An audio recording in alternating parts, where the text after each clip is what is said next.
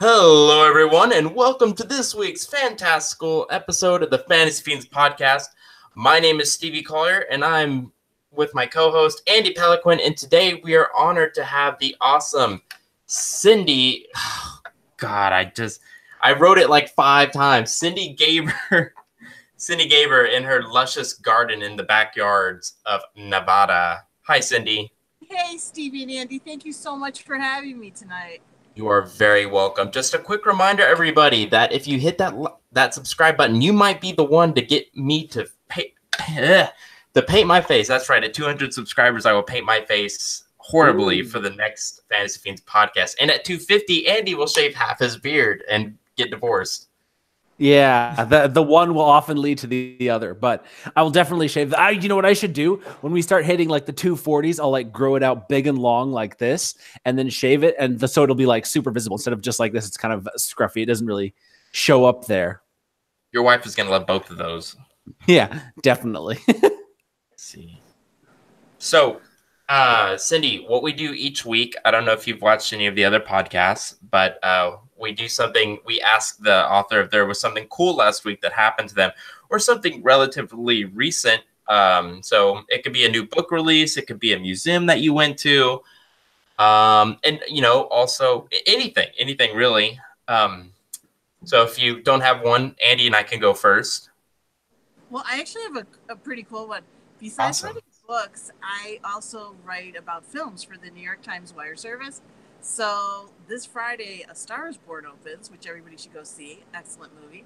And so part of this week I spent interviewing Lady Gaga from Toronto, from the Toronto. Whoa. And Bradley Cooper. And I'm telling you, you guys need to take your wives to go see A Star is Born. It's that good. Ooh, Were they nice? They were so nice, and Gaga looked so gorgeous. She was in this red off-the-shoulder dress, and Bradley Cooper directed the movie, and she was so nice. And she was so inspiring, and this is good for authors. She said 99 people will tell you you can't do something in life, but all it takes is that one to tell you you can. And she said she's had two. Her dad, when she was a little girl, and now Bradley Cooper said she could. So I thought she was magnificent. She was really cool. She's a big, if I remember correctly, she's a big law of attraction person, and that's why I like Lady Gaga.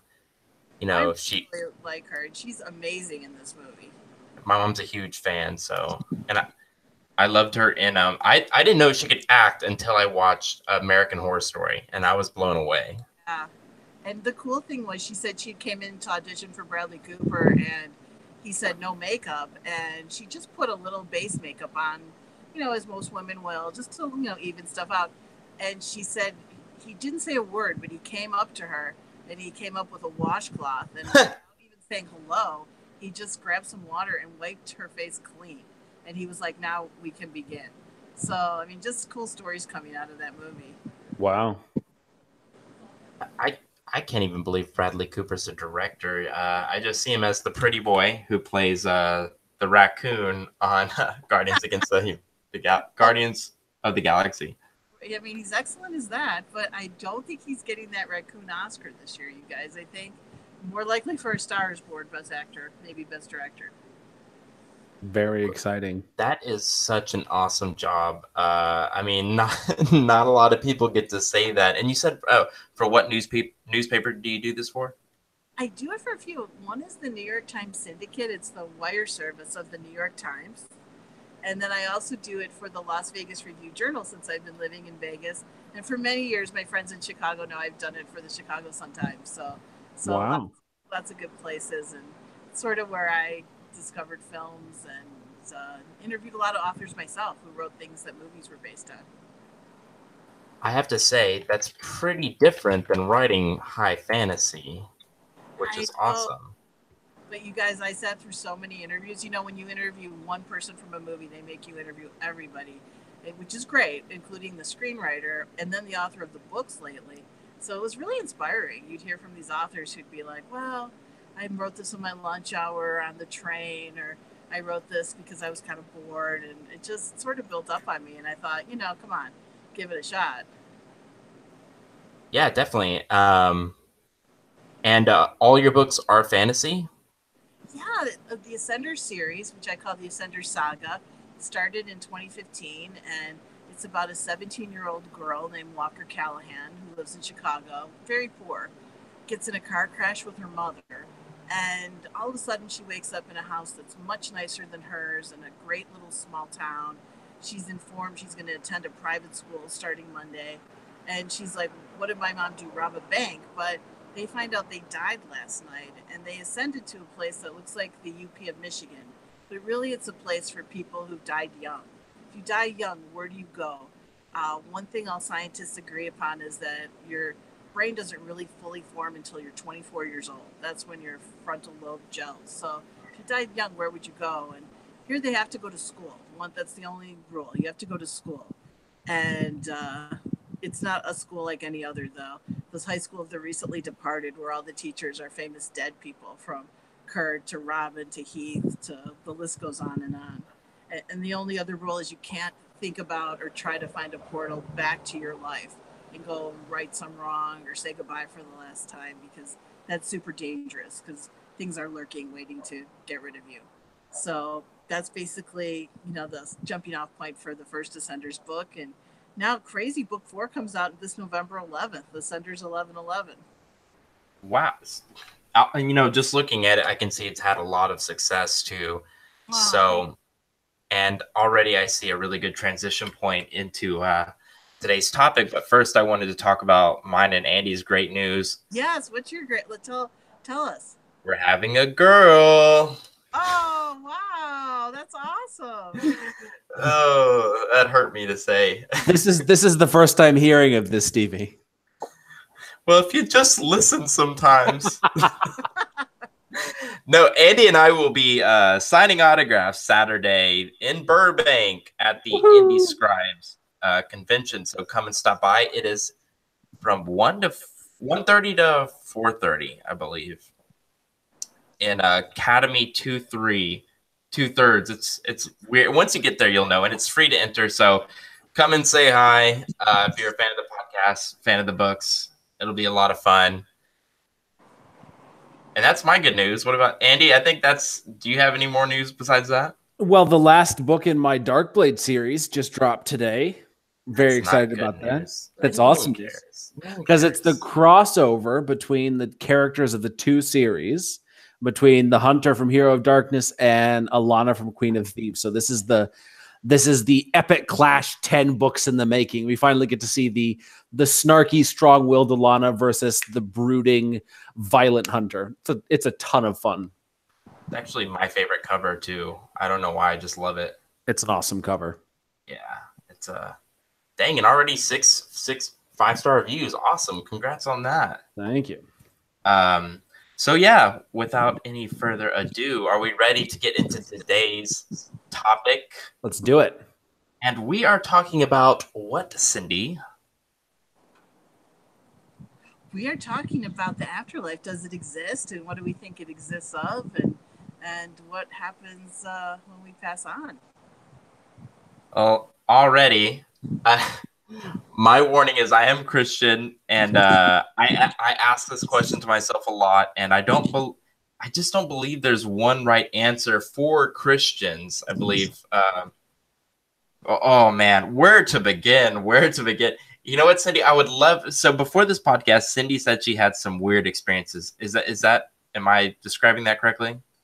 It's funny. Working on Ascenders, I'm always open to any experience, and I've been a journalist my entire life, so my big thing is doing research. I always have to have a little bit of truth in my fantasy.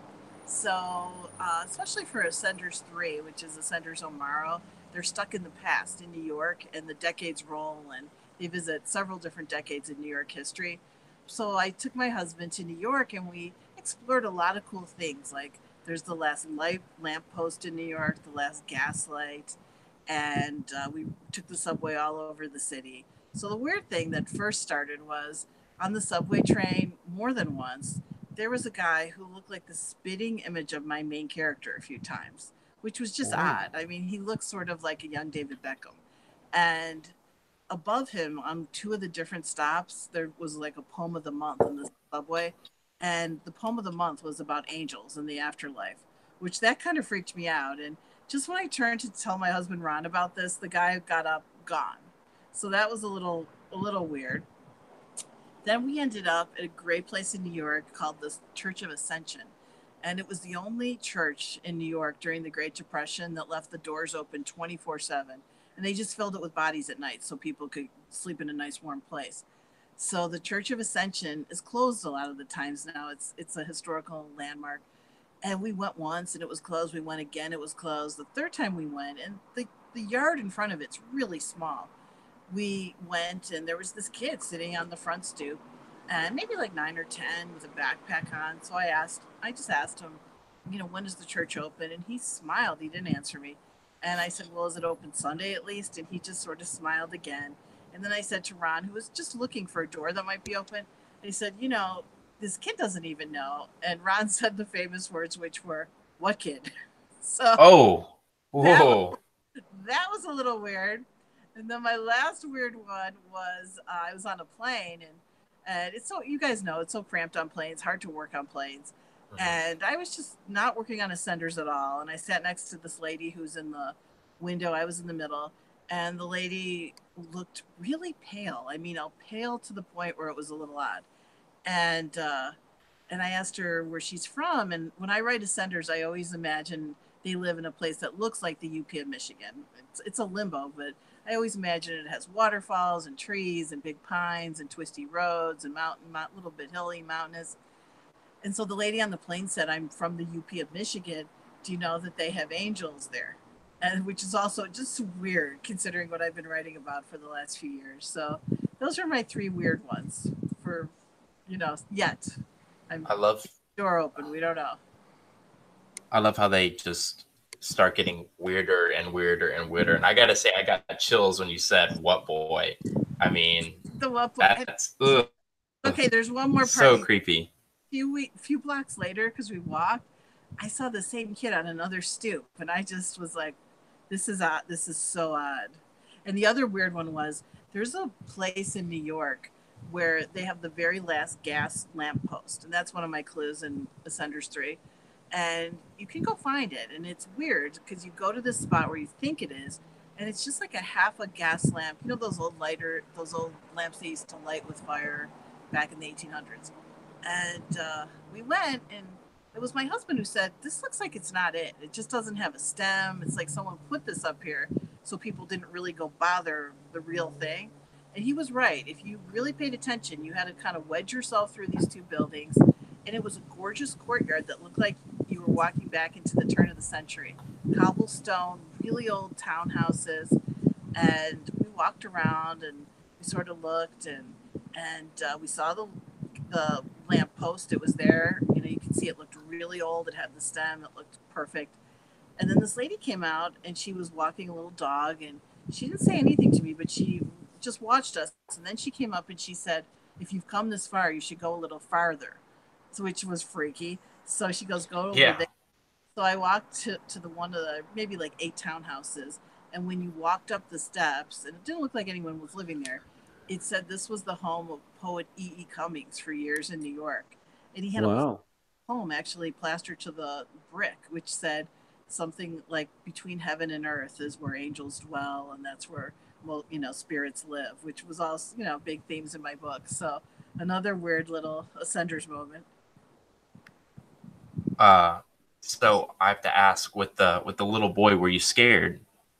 I wasn't really scared. That was like the weird thing. I just thought, this is just odd, and but I was open for it because I've ghost written some books for people who believe in a lot of metaphysical things and heard a Hmm. lot of crazy stories, and of course, growing up in Chicago every year around this time of the year, as an elementary school and junior high student, they'd have this one ghost hunter guy who'd always come to your classroom, and he would tell you about a big plane crash in the 70s at O'Hare, real plane crash.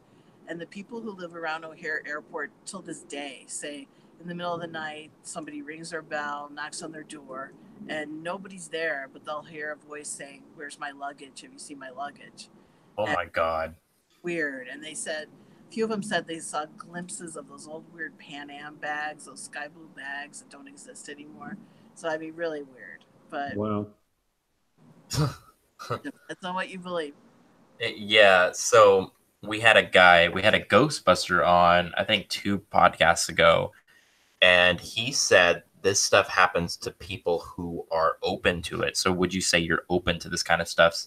You said that I, you I'm sorry, go ahead. I'm semi-open, you guys, but I got to say, when I covered the movie The Conjuring, they brought the Oh, Lorraine Warren in, and she's the ghost hunter who solved the Amityville issue. Remember? And she yes. was a little old lady. And I usually love to sit next to whoever I'm interviewing. For hers, I sat way across the table. I don't know why. I just felt creeped out. And she said the most horrible thing. She said, "Don't ever buy old stuff at a garage sale. Don't ever buy stuff antiques." She said spirits love to attach themselves to things, and that's how they move. And that is, I mean, that has bugged me. Wow. She said that. Never I'm hear anything open to about a that stuff. point. I still, the minute she said that, I thought, I don't want to touch her because think about, I don't want to shake her hand, nothing, which is He's just probably got something attached to her. me being a wuss. But yep, Well, so you said you covered The Conjuring. because The Conjuring bugs me till this day, you guys. It's not Yeah, movie. it's that to me is the scariest film I've ever seen. That thing where they wake up at that certain time in the middle of the night I hate that. kills. That happened after I saw The Conjuring one. A few nights I was like, this Mhm. better not happen. And of course, it does happen. The Witching Hour. You guys want to hear something funny too? The studios, when you cover movies, sometimes they send you little gifts and presents and fun things. So about 2 weeks after the Conjuring press junket in LA, one day this big box arrived on my door. Oh no. Opened it up, and it was the Annabelle It doll. was Annabelle. Of course it was. And I felt bad because this was expensive. It was a collector's item. I could have sold it on eBay, whatever. But I took it from there right to my garbage dumpster and I plugged it in and I was like, that's it. I cannot bring this in the house. Too weird. Oh God. There. Yeah. I wouldn't even like Annabelle in my house, knowing that it's going on eBay either. I know. It's like, It's. it's not worth it. I have. I pride myself on seeing most horror films, old and new, and to the point where I'm always searching for a new horror movie. And Conjuring to this day has been the worst. That Conjuring. and Annabelle one, and a Annabelle. new Annabelle's coming out. Did you guys ever see the Harrison Ford movie Beneath with Michelle Pfeiffer many years ago? That's a good. Mm-mm. No. Oh, you should watch that. What's it called? Called What Lies Beneath, and it has to do with the scary part is all of a sudden your bathtub is filled up with water to the top where it's going to spill out.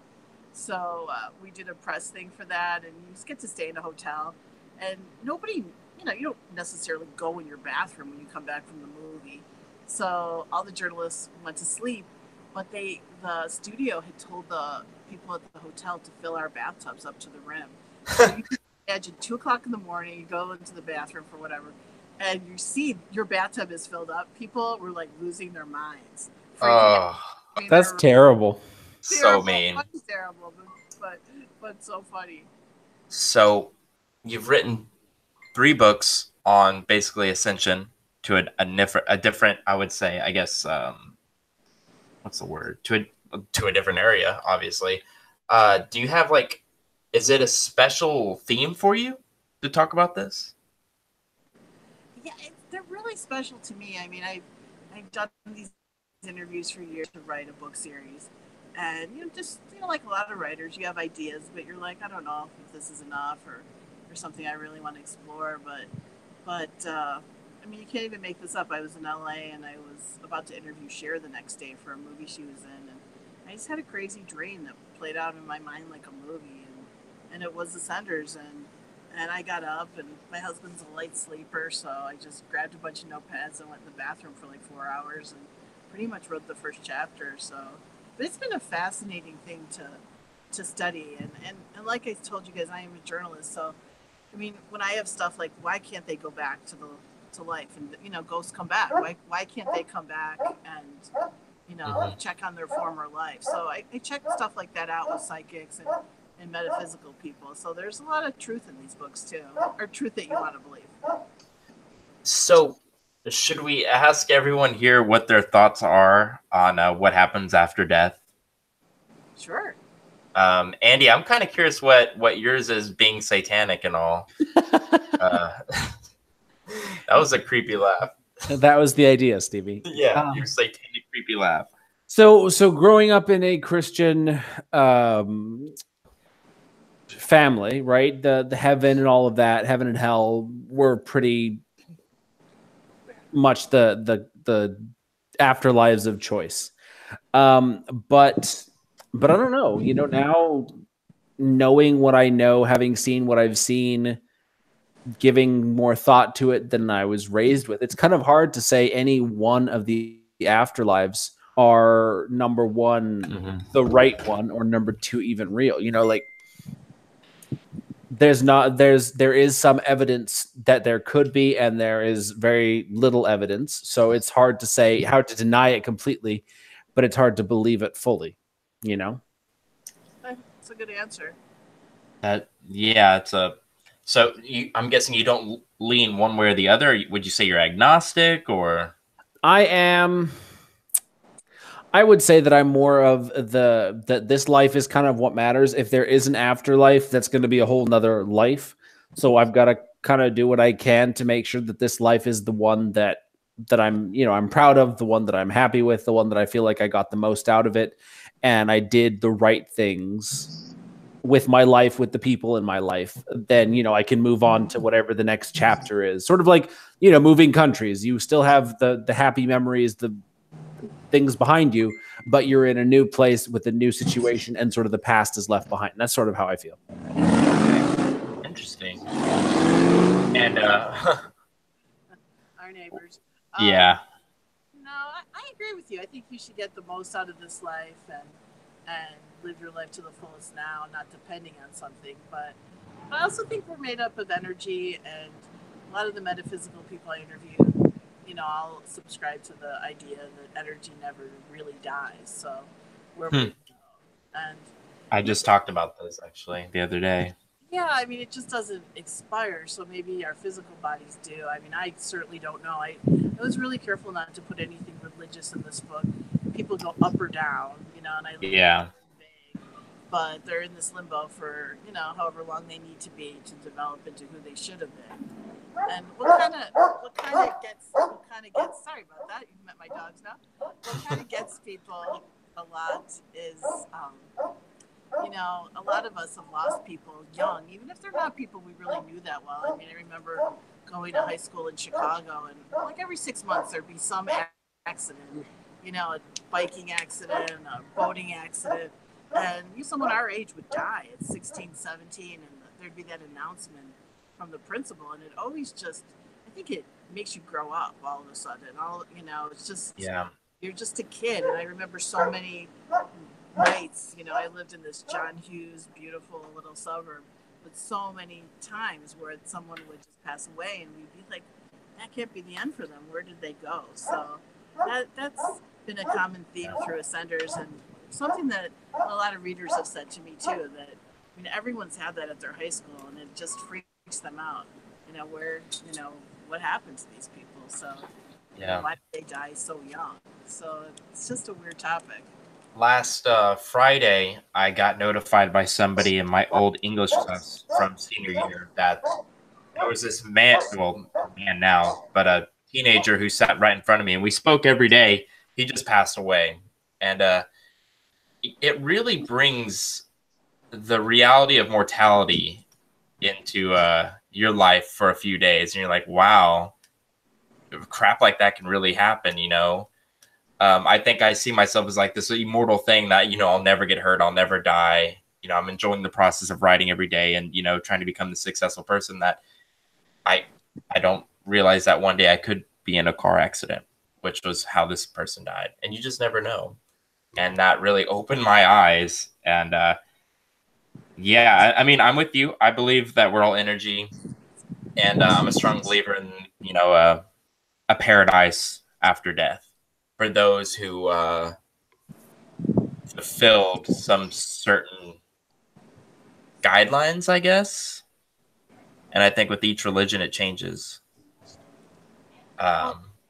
In ascenders, they ascend. They end up in what I thought would be nice, which was a beautiful town. Just beautiful little houses, sort of the American town of your dreams.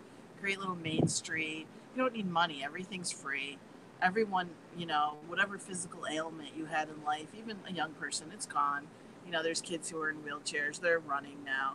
And it's just, your body's great. You have a reset that you could do some crazy things, throw yourself off a building or jump off a waterfall. But a reset will take care of you because you can't die twice and you can't feel pain. But otherwise, your body functions normally. It's, everything you felt when you were alive. But the rules kind of are if you could do anything and eat anything and dare anything, would you really after a while, or would it get bored? Would you get bored with it? And all the things that stopped you when you were alive, would you, if you had no limits, would you put limits on yourself? So that's a kind of a running theme, and there is a big epic love story in these books because if you fell in love and one of you moved on before the other, that would be a second major death in your life in a big way. So the main characters, Walker and Daniel, they're deeply in love. He died in a plane crash with his little brothers and sisters, so they're sort My of God. teenage kids, and they just want to stay together through these books. That's just a big running theme. So here's a big question: Where are the murderers and bad people Oh in this yes, book? Do they that's go the thing. somewhere else? Yeah, there is a school called There's other schools. There's the academy where they go because they were great people, and they go to this really gorgeous boarding school with all the fun teachers who are the Kurtz and the Heaths and the Robins. But there's also in the mountains there's something called ITT, the Institute of Troubled Teens, and if you did anything like that in life, you're in there with a really sadistic warden named the Godfather, and he just lives to kill kids again and again, and those kids don't have the reset. And one Whoa. of the janitors there is John G, a guy who likes to dress up like a clown and he likes to basically eat kids. And it's based on, I grew up with It? the era of Gacy, growing up. Oh, Gacy. Oh my God. It's Gacy, Oh, and Jesus. the portal back to life is actually in his janitor's closet where he also sleeps in this little room. So, and it's like a clown horror show in there. And they have to go through there they do need to go back. Daniel's little brother's stuck at the site of the plane crash. He's what's known as an earthbound spirit, which a lot of people believe is a real thing. If you die violently, you're stuck at the site of your death for a while. He's only 6. So they have to go back and save him, but they have this whole Gacy thing to deal with. And he doesn't talk a lot, but he's just around a lot and is super unnerving. And he also monitors D Block at ITT. And D Block is where the murderers and rapists and really bad kids are there. And they're there for eternity before they go down, most of them. So A Block, sort of the little crimes. And then there's another school that we find out called the Frederick Reardon Establishment of Academics and Kinetics, and it's Freak You. And these are people with oddities. They're not X-Men, they're not superheroes, but they're people with oddities who live there. There's And those functions, right? They're just all kind of people have and they celebrate the fact they love being called freaks. And their principal is a guy named Howard who used to be a billionaire and still is. And then a certain rocker named Freddie's their assistant principal, and it's just sort of a free for all there. is that Freddie Mercury? I never say who the famous. You He's can't just tell us. He used to have a band. It's just And Freddie. he just wears shredded clothes and has dark hair, but it could be anybody else. We Could don't be know. anybody. Yeah, I can't figure out. Okay. Is there like a prom where all these these schools get together? These schools have not gotten together yet, but in book 4, there's Freak Fest on Halloween. I finally did Halloween in Limbo, and Freak Fest is on Freak Island. And they get a bunch of kids who are normal and put them in cages because to them, that's entertaining. They're the ones with the oddities. So they want to just see normal kids doing their thing. There's just a kid in a cage doing homework. And, but at Freak Fest, the haunted house, they believe they could really chop you up because you have the reset. Things are going to coagulate back together. So poor Walker, our main character, goes into the haunted house and she's really fighting for her life and her limbs in there. So lots of fun with that. But the freaks were really fun to write. There's these horrible sisters and a guy named Chris Flicker who shows you 3 versions of your future life on the wall. Oh And you my God. right, but wouldn't it haunt you if you thought one of the versions where you're going to die at 25, and it would haunt Yeah. the other two versions, and that's just his thing. And then there's these guys who their legs are fused from their knees to their ankles, and they're not mermaids, but they can swim and they have some powers like that. So there's all kinds of odd teenagers there. So I have to ask, where did all these ideas come from? Did you was it only celebrities that you've interviewed, or has it been bad people? You know what? I mean, the celebrities were a lot of them I interviewed, and I used a lot of my real interview notes. I mean, I interviewed Robin Williams maybe 75,000 times. I mean, I used Whoa. what he said in there, and most people miss Robin Williams because there's a guy who's a mime in the park, and Robin Williams once told me his best time in his life was when he was young and he was a mime in Central Park. So a lot of people miss that one, but yeah, no, for the bad people, no, just years and years of being a journalist. I've covered all kinds of beats, Yeah. and growing up in Chicago, we had a little bit of everything. We did have the Gacy years, and we had all kinds of. Yeah. I know a lot of reporters who have had a lot of stories. So yeah, Chicago has its dangerous spots too, way dangerous. And because I've accidentally been on them, getting lost in the subways.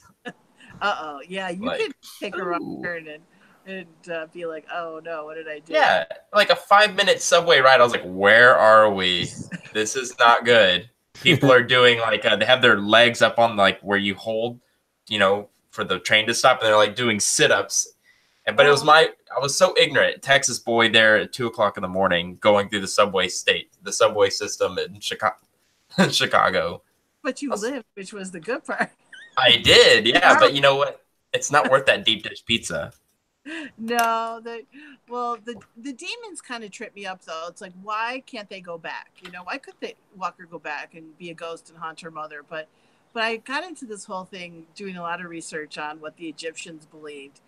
The Egyptians believed that when you died, your soul fragmented, and all the parts of you that sucked, your rage, your envy, your craziness, all the nasty parts of you shed, and all the good parts went up. Mhm. So that's the thing. When you're young and you just died in the Ascenders books, when you go back, it's these versions of yourself that are out to hunt you, destroy you, Oh, extinguish you.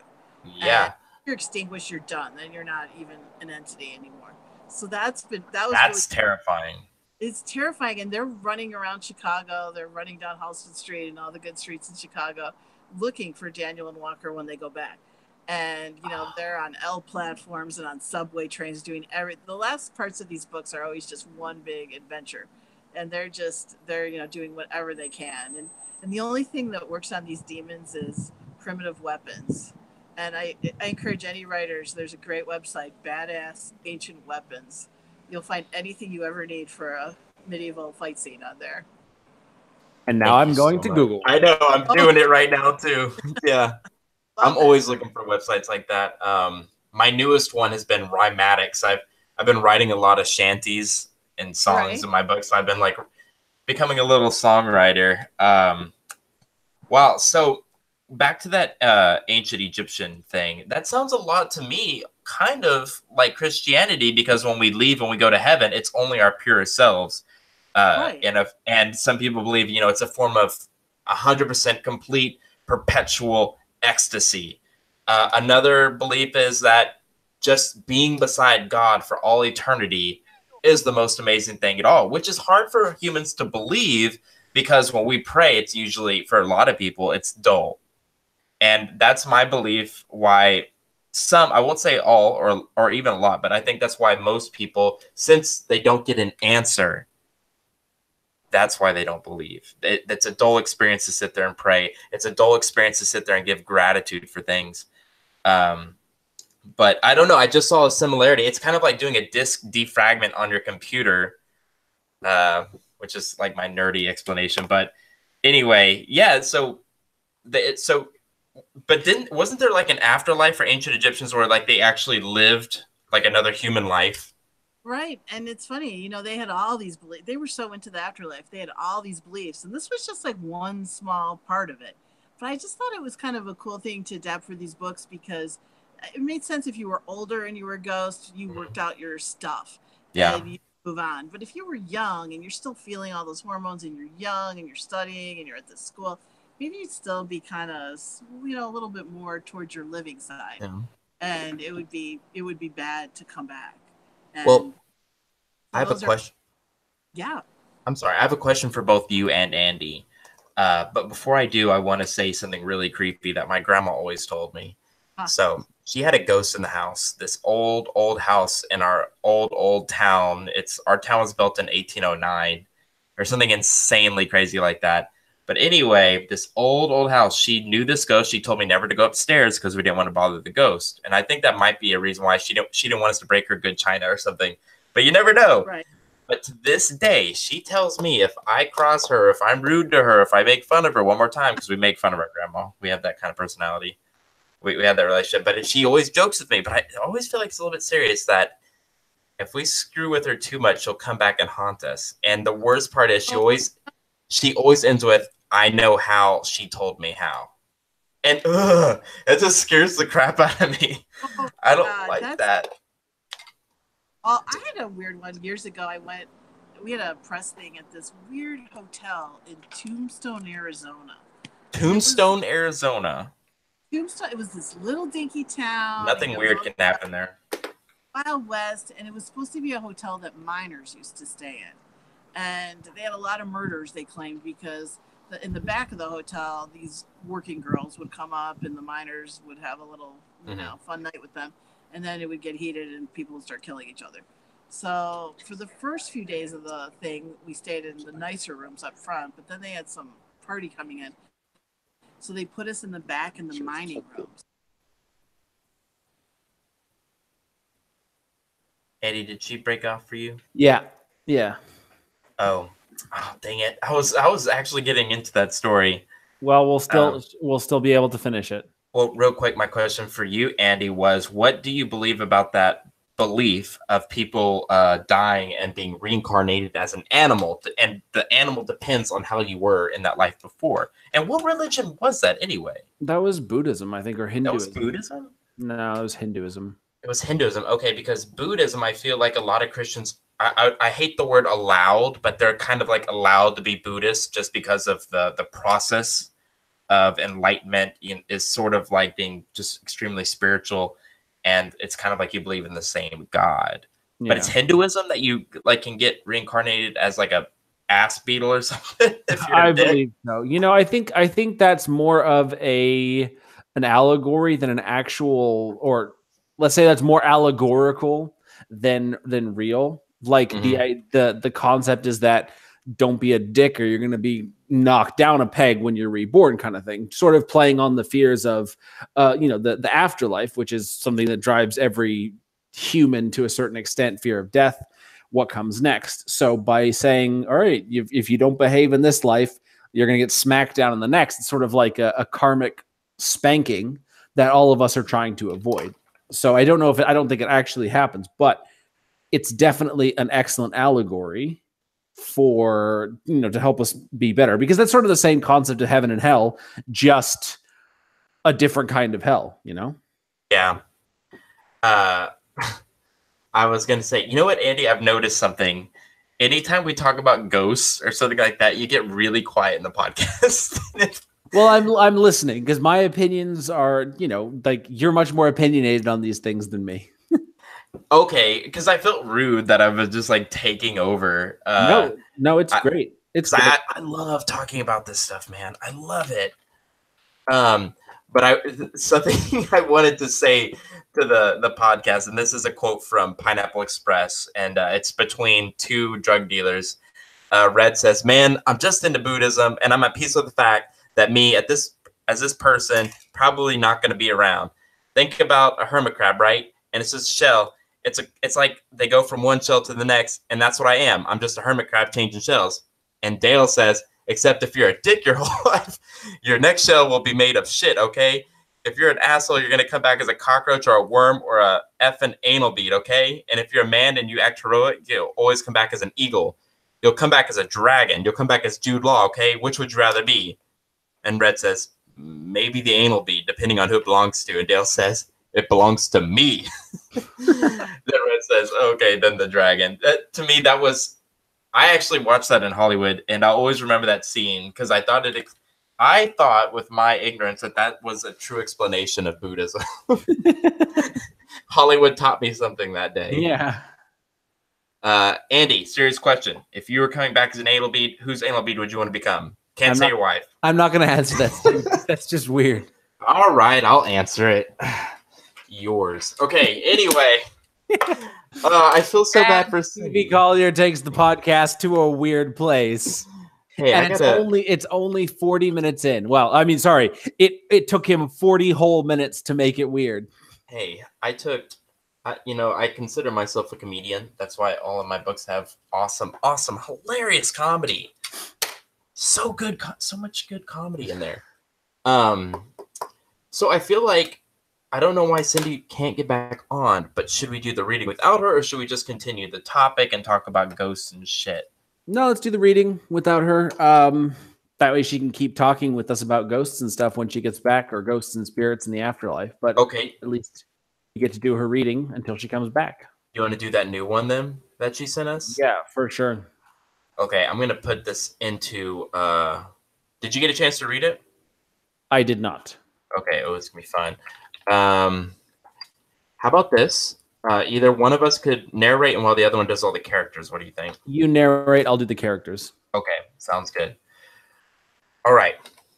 I wondered what Daniel did all weekend long, and I had plenty of time to think about it as I trudged through town over some fresh snowfall on my way to the actual hockey practice, which I guess was mandatory and wasn't located in the cafeteria. The bad thing about this school was you couldn't even fake a stomachache. Kindly Administrator Miss Travis had set me straight. Oh dear, we don't play hockey in the cafeteria. How silly. We play at the stadium. Wear warm clothes and comfortable shoes for your hike over there. The stadium is out of this world, but it's also very chilly inside. She cautioned in her Mary Poppins voice, and then nodded a goodbye on a rush to meet with 3 new students who were victims of a weekend drinking while boating tragedy. I couldn't ask her my question, which was simply, why would anyone play a garage game in a real stadium? With the address of the stadium in my hand, I kept crunching over the new layer of snow on that dusky afternoon. And the clouds and the late day sky had taken on a dark purple-black cast that made it look like a giant bruise. My mind wandered back to Daniel, who had literally disappeared from my life after the night in the quarry. How could he share something so private and then just vanish into thin air? There wasn't time to answer because as I rounded a corner, I could see him walking at a fast clip about half a block ahead of me, carrying what looked like a load. He had one big blue jersey with a C on the right shoulder and a large A in the middle. His jam-packed backpack was slung over one large shoulder. He didn't hear me when I called out for him. Great. Tell someone you don't even know your sad story, kiss her a few times, and then check out. Typical. Tall and powerfully built, he took strategic strides and soon disappeared into an enormous oval building that was stark white against the dark sky. It had to be exactly where I was headed, and suddenly air hockey was looking like a great choice. It was obvious that Daniel Raid, although athletic looking, preferred to play kids' table games too. But why are we playing in an arena that looked like the 2,000-seat United Center in Chicago? A few minutes later, I trudged up to the back door of the stadium and was surprised that there was a warning sign for all the patrons and athletes. It read, "Attention, this building enjoys what can be best described as a strange gravity. Be prepared for the uplifting experience once you enter the actual rink." With one hand on the outside door, I cautiously walked inside, and nothing at all seemed strange in this dank backstage hallway that smelled appropriately of musty basement. It was just a small area with worn-out blood-red carpeting and cement gray walls. So I took a few steps to another larger metal door where I would enter the actual stadium. Taking a deep breath, I pulled the handle, but it wouldn't budge. So I pulled harder. Nothing could have prepared me for what I experienced inside. With my first step inside the stadium, my entire body levitated approximately 6 feet upward. Whoa, Nelly. I rushed through the sky and then stopped as if some otherworldly force had literally slammed on the brakes. Immediately, I put my hands out like I was going to fall either backward or forward, but my balance wasn't impaired in the least. I was absolutely upright and simply floating, feet down, balance intact, but in the air like a bird. So was everyone else. In the distance, I could see my gym teacher, Walter, floating too. Daniel was racing around with a large hockey stick in one hand and his sea captain shirt blowing in the what seemed like a real wind. There were other students I recognized in big blue jerseys on the ice. There was Isaiah from my chemistry class and Ben from English. The only thing was, it wasn't ice at all that was our playing surface. It was just slick air that seemed to have the consistency of real ice, so you moved fast. Ferrari fast, Lamborghini fast, supersonic fast. Like Bambi, I took a wobbly first step, but that didn't feel right. My eyes darted to the right, and I could see my lunch buddy Tosh doing pirouettes in the air. Glide, Tosh said, racing past me like she had ice skates on her feet. But the truth was she was in what looked like funky white athletic shoes. I tried it in my new black boots, and it worked just fine, too. One foot in front of the other, and then let go. It was like I had instantly become an Olympian speed skater, because in a nanosecond, my feet were in the groove and gliding rocket fast. One thought. Oh God, how do you stop? As I continued to do my first lap around the outer perimeter of what was a regulation hockey rink, I could see Daniel throwing down a black puck and then slapping it hard with his stick until it jettisoned into the goalie's net. Slowing down my glide by turning in my right shoe and my right toes, something I found entirely by accident when I almost tripped, I made my way to the outer wall of the rink to slide into the shadows. Finally, I stopped by crashing hips first into the waist-high wall. The reset kicked in a minute later and I was completely fine. Daniel saw me at that point and had a quizzical look on his face. Coach, Callahan over there isn't ready for hockey. She'll get hurt. Real hurt. Daniel called out. For a moment, my heart did a little flip because it felt good that he was actually worried about the one person who didn't even know how to stop gliding, let alone play hockey. A bigger girl, perched in the goalie net, shouted back to him. Sexist! I bet Walker can hold her own. It doesn't matter if she gets hurt, unless he just can't stand to watch it. Plus, it's not like she'll get the chance to play since she's just the backup. Shaking his head at Daniel as if his words were utterly ridiculous, Walter caught me out of the corner of his bifocals. He couldn't wait to glide over to where I was, checking my hips for signs of permanent damage. But of course, there was none. Welcome to air hockey, Walter said with a hearty laugh, stopping midair on a dime. When my mouth dropped open, he added, I guess you do sports now, Walker. Welcome to the team. You're an academy ace now. Walter must have sensed my confusion, which is why he turned into a one-man recruiter and information specialist for the new sport of human air hockey and gave me the rundown. The Academy Aces regularly practice in that massive arena bathed in fluorescent lights. Spectators were told to read the list of rules on the back of their tickets on game days when the Academy played air hockey, just like the icy sports, but midair, against the other schools in the vicinity, including ITT, and another place called the Frederick Reardon Establishment of Academics and Kinetics. Kids around here called it by the initials, and it took me a minute to figure it out. Freak you. Freak you is for teens with oddities, Walter informed me. You might never know it from looking at them, but something is rather peculiar, and they possess it. I had to let that bit of information slide for now. No pun intended. There were other priorities, including the rules of the game in this strange place. The spectator rules included the following. Absolutely no standing. Stay in your seats at all times. Fans also enjoyed the odd gravity of the room. Ushers escorted fans to their seats. Just like on the roller coaster ride, a harness came down over them to keep them seated and in place. They were also advised to buckle up. No one needed a spectator floating onto the rink or hitting the ceiling. Daniel, as our captain, led the Aces. He didn't make the rules, which demanded that each game was a co-ed experience. Of the 6 members of each hockey team, the rules stated that 2 must be female, including the hardcore rule that the goalie must be a girl. Walker, here's the deal. Walter told me in a plain language. We have Daniel and 3 other guys, including Ben, Jack, and Isaiah. Tosh was a prima ballerina back in her day. She's amazing, thanks to her dance background. She can leap and do all sorts of twists and turns. Our goalie's name is Zia. She's from Iowa. She used to run her daddy's farm until an unfortunate tractor trailer incident. I was confused. Why was I even here? Just stand there. Walter said in a grim voice. Your job is just to stand there on the sidelines. You're the backup. I doubt you'll ever play, but there must be one backup male and one backup female just in case. A kid from one of my gym classes is the male backup, and the female backup is you. I'll never play? It was the best news I'd ever heard in my afterlife. God dang it. That last line was awesome. Thanks, guys. I'm back. Yes, welcome back to the afterlife. My God, I'm never telling that Tucson story again. I think it was not to be told. Annabelle's here for you. I'm sure it was just that good. Yeah. It was. But you guys did a great job on that reading. I do my book on tape. Come on. You're the first person to ever ask us to do that, so we will take the contract. Take it. You sound a little like Bill Hader. Just a little bit. Have you ever heard that before? Me? As in Yeah. me or Andy? You. Bill Hader?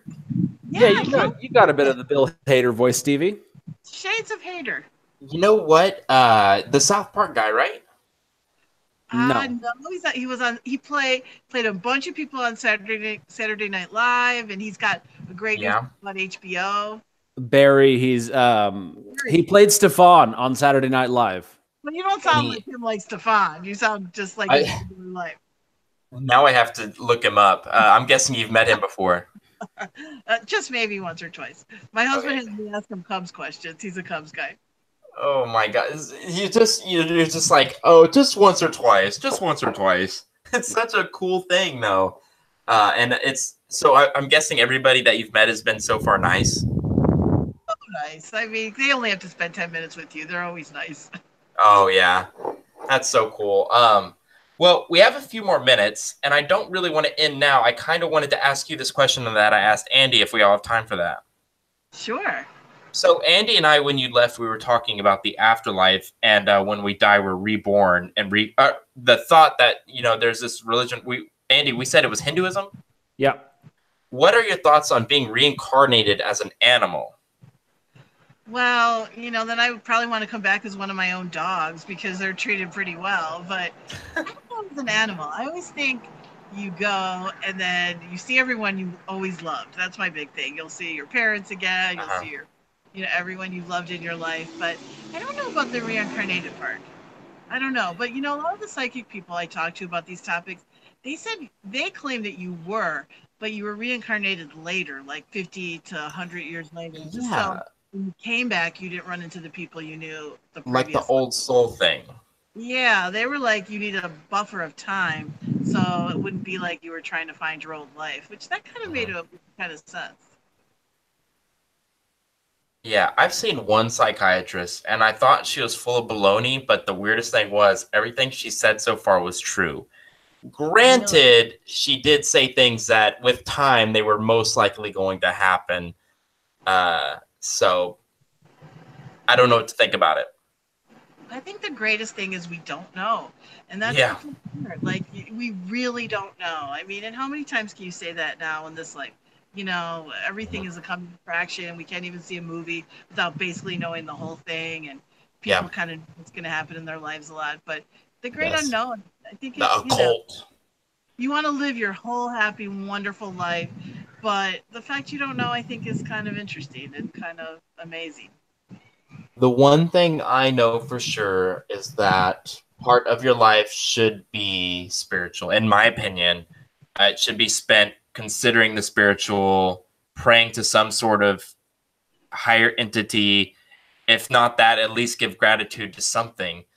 If anything, your parents or whatever source of income you have. I'm a big believer on that. But for me, being a Christian, I do believe that once I die, my soul will rise and I will be with Jesus Christ, God.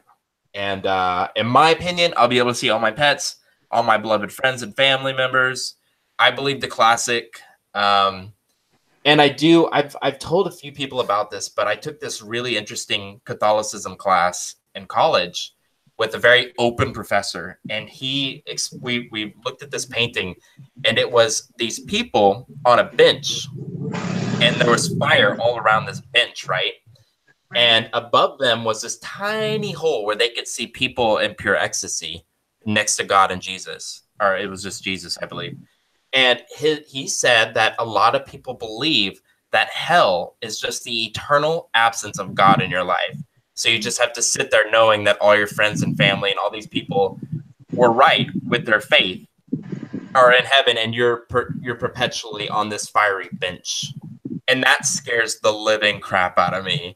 Like, I'm not afraid of being torn in half and stuff. I know that would suck, but just imagine perpetual absence of happiness. That's mind-boggling when you think about it, isn't it? I hate it. I hate it so much, and it really makes me a good person. Well, I have a thing in A. I always call them A1, A2, A3. But I have a thing in A4 where they look at their permanent records. You remember when we were kids? It was like, oh yeah. But their permanent records here. It's not the grades you got and whatever. It's that act of kindness, that kid that you helped who was being bullied, that pet that you brought home who was lost, and that's what's on their permanent karmic record. And it would be nice if we lived in a world like that. Yeah. I mean, like you said, we'll never know. And one thing before we close out that I wanted to talk to you guys about real quick, and that is the idea that, humans on planet Earth, at least that we know of, are the only beings that have the ability to have faith. Besides the fact that a dog can have faith that his food's coming at 6 o'clock, they just know. I'm talking about faith that we can believe in something that isn't there and believe we're going somewhere.